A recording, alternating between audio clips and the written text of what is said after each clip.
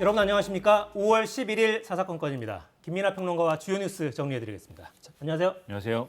네, 첫 번째 주제 뭔가요?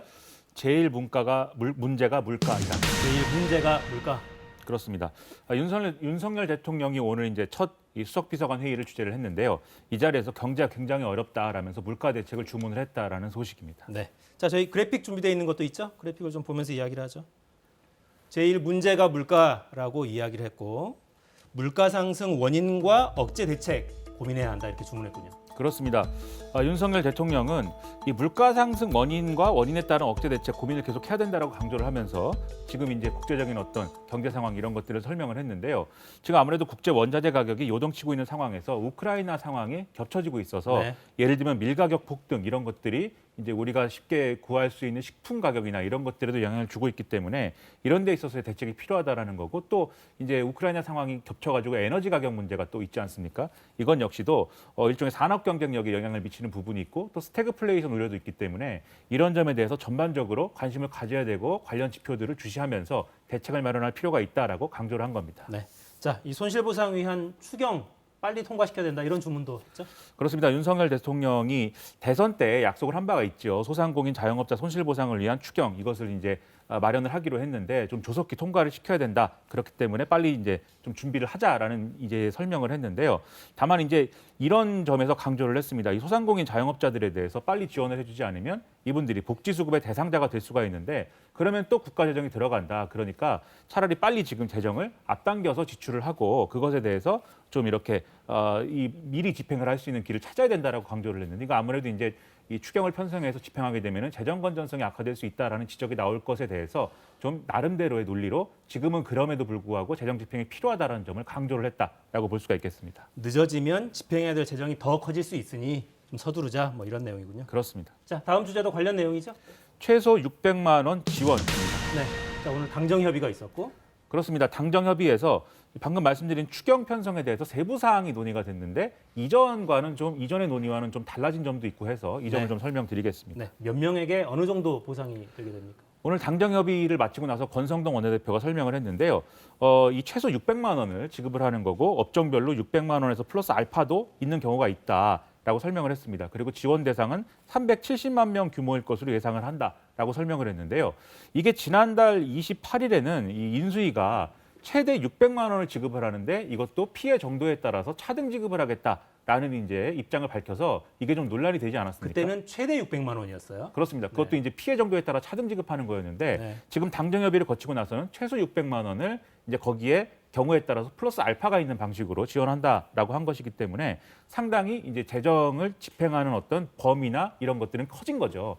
그런 점을 이제 봐야겠는데 여기다가 더불어서 저소득층, 취약계층 225만 가구에 대해서 긴급생활지원금 한시적으로 75만 원에서 100만 원까지도 지원을 하고 그 외에도 특수고용 노동자라든가 프리랜서들에 대한 지원을 늘리자, 또 농어민들도 지원하자 이런 것들이 이제 협의가 됐기 때문에 아무래도 이제 추경 규모는 커질 수밖에 없는 상황이 됐습니다. 네.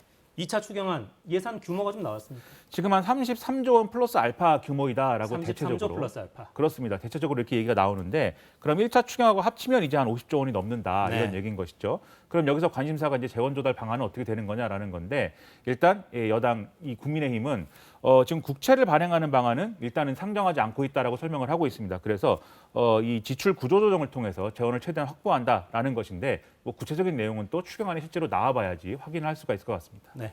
자 자세한 내용은 잠시 후에 여의도 코너에서 다시 한번 짚기로 하고요. 자 다음 주제는 뭔가요? 차별금지법 속도입니다. 하리수 씨 얼굴이 나와 있네요. 오늘 이제 민주당이 하리수 씨를 이제 면담을 했는데 이게 지난달 27일에 국민의힘과 민주당에 이 하리수 씨가 면담을 공개 요청하면서 이 일정이 네. 성사됐다고 하는 건데 차별금지법과 관련된 일정이 아니냐라는 겁니다. 이렇게 되면 민주당은 차별금지법 추진 의지가 좀 있다 이렇게 해석될 수도 있겠어요. 그렇습니다. 지금까지는 이제 여러모로 이제 차별금지법에 대한 처리의 당위성 이런 것들에는 동의를 하면서도 여러 가지 사회적 합의나 이런 것들이 좀 필요하다. 그래서 당장 뭐 처리하는 것은 아무래도 시기상조다라는 거에 가까운 이런 입장이었는데요. 그런데 아무래도 이제 국회 앞에서 지금 활동가들이 차별금지법을 좀 처리해라. 라는 이 어떤 요구를 내걸고 단식을 한 지가 이제 30일째가 되는 시기인데다가 네. 어쨌든 사회적 합의가 필요하다라고 했지만 그러면 사회적 합의를 또 해나가는 과정이라는 거는 이제 할 필요가 있는 거 아니겠습니까? 그런 차원에서 이제 좀 힘을 싣는 분위기인데 이게 실제로 이제 입법 조치까지 이어질 수 있느냐는 또 앞으로 지켜볼 대목인 것 같습니다. 네. 자, 오늘 민주당 지도부 만난 하리수 씨, 오늘 방송 후반부에 직접 출연합니다. 자세히 이야기 들어보도록 하겠습니다. 자, 마지막 주제 뭡니까? 별보다 아름다운 별입니다. 네. 자, 오늘 강수현 씨 발인이 있었죠? 그렇습니다. 이제 오전 10시에 삼성 서울병원 장례식장 지하 1층에서 배우 강수현 씨 연결식이 진행이 됐는데 그 연결식에 이제 표제어처럼 이제 나와 있는 게 별보다 아름다운 별 안녕이였습니다. 이 자리에 이제 많은 이제 그 영화계 동료들이 모여서 좀 추모를 하는 그런 이제 그림들이 많이 펼쳐졌습니다. 네. 자, 동료 배우들 전한 마음 한번 직접 들어보겠습니다. 너무나 안타깝고 비통할 뿐입니다.